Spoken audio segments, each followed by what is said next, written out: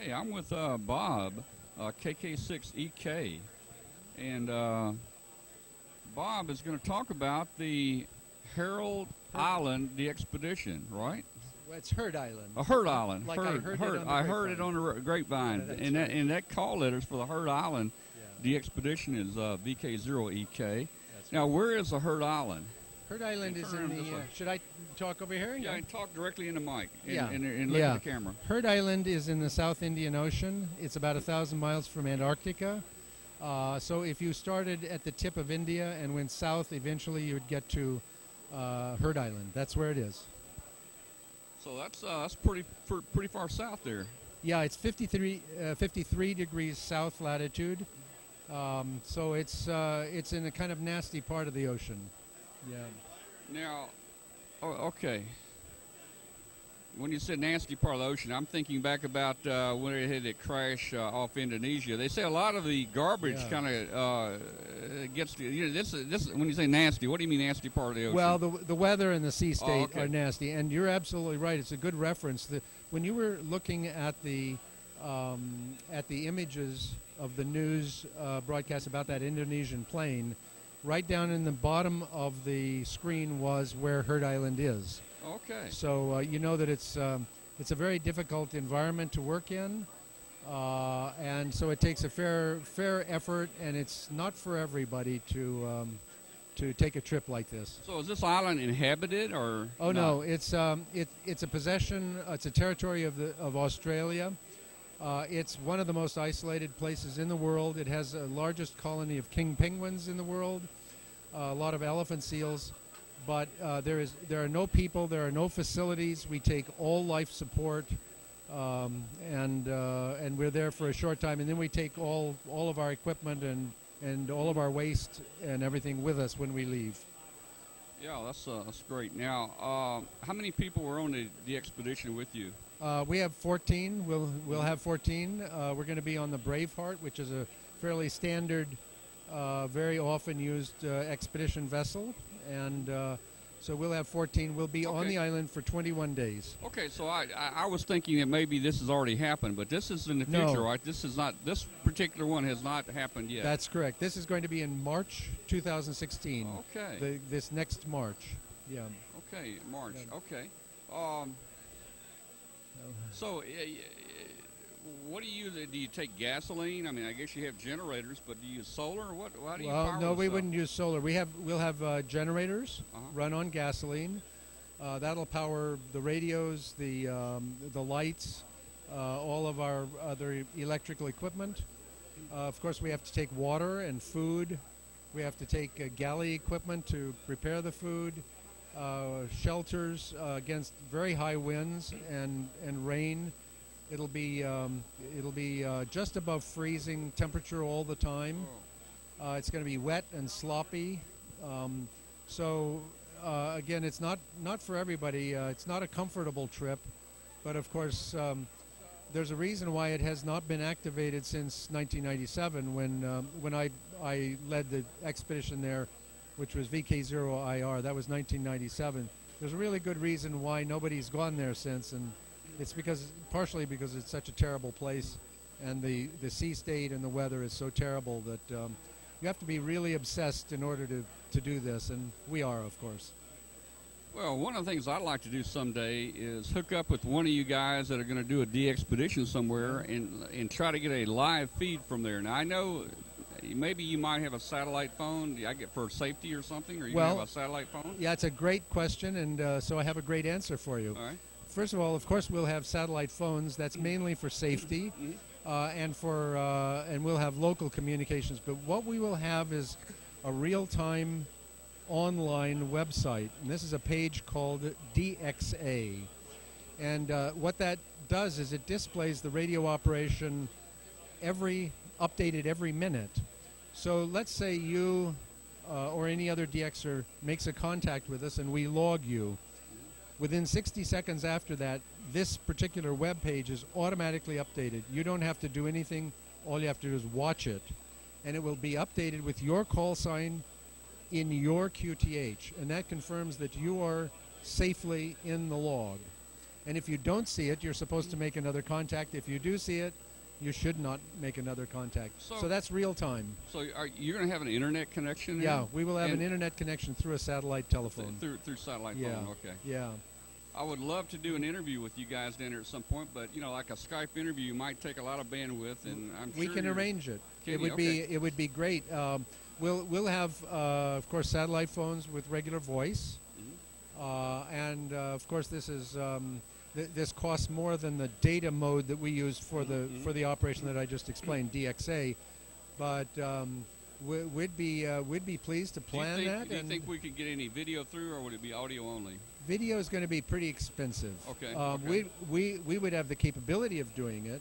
Okay. And if we had a sponsor, if somebody paid the bill for the video uplink, we'd be happy to do it. But we can't allocate the donations and the sponsors' funds for that because it's kind of optional. I understand. Here's what we can do, man. I can put some still pictures up on our live broadcast. Yeah.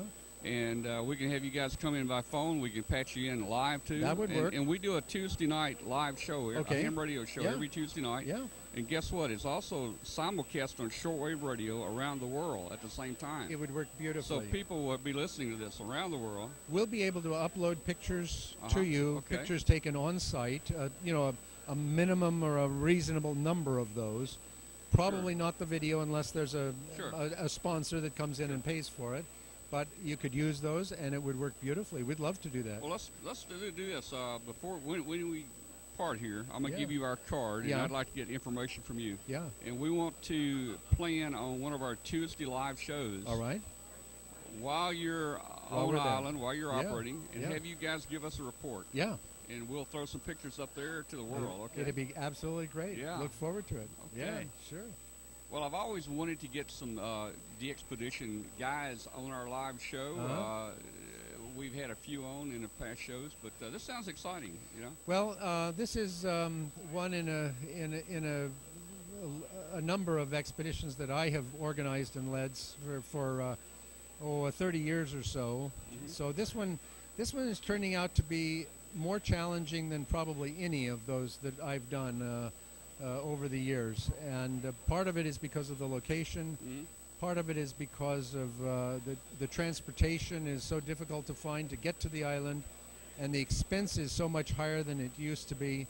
So it's been a real challenge to organize it. I think we've got all of the essential required gates that we had to go through: permit, vessel, expectation of the funding, and so on. We've got those in place.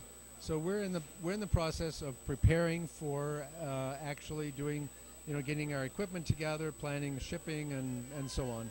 We do have, at this moment, we have room for one or possibly two more operators. We have lots of scientists who want to go with us, but the radio operators have the priority. So if we encounter a person who's a Dxpedition radio operator, I'd love to talk to him. Well, it sounds interesting. I went through a survival school in the Air Force, but I don't think I'd want to camp out with you guys for, how long have you been in there, a week or two? We're going to be on Heard Island 21 days. It sounds like you're going to be roughing it down there. We're going to be roughing it, Are you going to have a medical doctor with you? Yes, we will. That's good. Yep. Okay, so how many Dxpeditions have you been on? I've done expeditions for 35 years. A lot of those were scientific expeditions.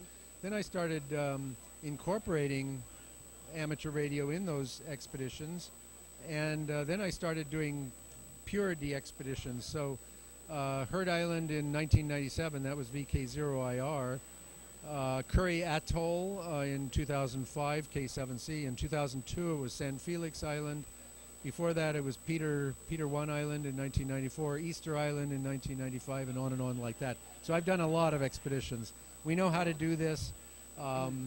Some are easy, some are hard. This was a hard one, but I think we've got it on the chase now. So give us a little rundown on how you're going to get there, how long it's going to take you, where are you going to start your flight, where are you going to get the boat, where are you going to get the helicopter. Tell us how you're going to do it. Yeah, great question.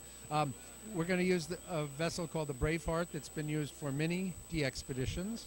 It will leave from Cape Town, South Africa on March 6th next year.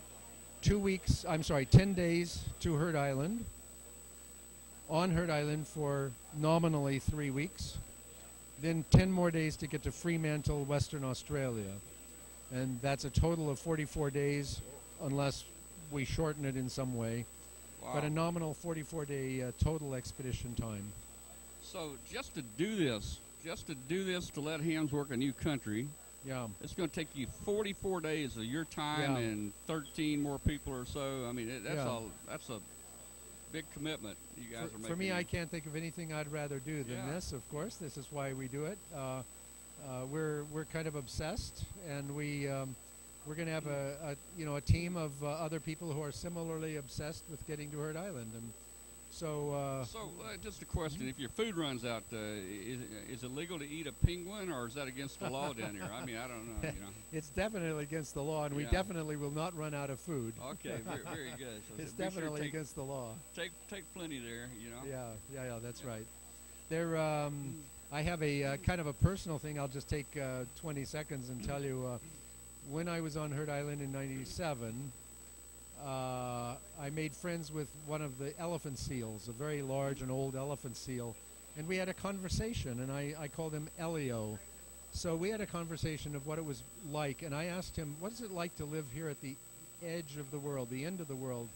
And he said to me, this is not the edge of the world, this is the center of the world.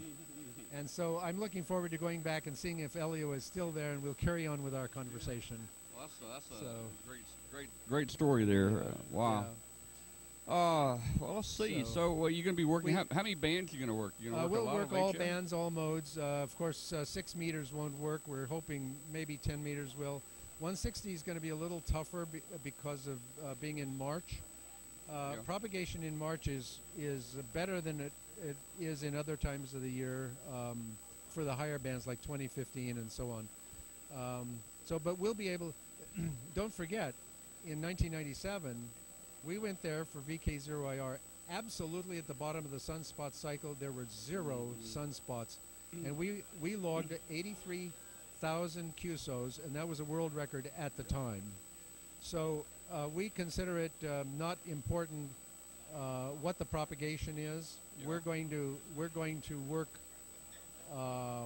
essentially everybody we can. We're going to give emphasis to first-time onlys, all-time new ones, and I think people will be satisfied unless there's a disaster of some kind. But will you guys be running any high power? I guess you take the some legal limit is with 400 watts. Oh, 400. Yeah. And so we will run the legal limit, of course. We'll be very strong on CW. Sideband as well. We'd like to find a RIDI operator, a specialist who does RIDI. We have an opening for that, so if there's anybody who wants to join us and do RIDI predominantly, we'd love to talk to them. They asked, do you plan to transmit slow scan TV of real images from Heard Island? You gonna do any slow scan TV images or anything like that? We won't do that. The bandwidth is too high for that. That's too expensive. What we will do is upload still images, digital images. As we said before, we can't afford unless we have a sponsor to upload video. If somebody wants to come along with $10,000, $20,000 and sponsor video, we'd be delighted to do it. But we can't allocate the donors' funds for that. Well, I've got some friends that have talked about and been on some of the expeditions, and we talked about the cost. And I mean, some of these cost $500,000 to put on. I would imagine this thing is going to be pretty expensive, isn't it? This is going to be slightly below $450,000 total. So the way we do this, the way I do the budget is, I take all of the projected expenses that we'll need. The boat is the biggest, of course. And then I subtract what I think can reliably be raised from individual donors, from clubs, foundations, and QSL card income. I subtract that. Then I divide by the number of people we have, the number of team members. That'll be 14 here. And that's a fair share. So right now, there's some uncertainty in what we can raise. So the cost for the individual is between $15,000 and $18,000. Okay. And here's a question: RTTY. You've already said that you're going to be doing some radio teletype, right? Okay, that'll be one of the modes. And we'd love to have an operator on the team who has a specialty. We don't at this moment. We don't have a specialty RIDI operator. We'd love to meet somebody if they. Guys, everybody out there watching now, if you want to be a RTTY operator or you got a specialty, contact Bob KK6EK, and they'll put you down with all the other people that are applying, right. And may the best man win. You know, here at the conference, we're there with Array Solutions booth in the east room of the conference. So we're standing there, and if anybody hears this and wants to come over and talk with us, be delighted to meet them. So. I'm sure we probably missed a few questions there. I'm trying to watch them as the questions went by. Yeah. But appreciate those questions. Yeah. Well, anything else you want to tell us about Heard Island before we break up here? I can say that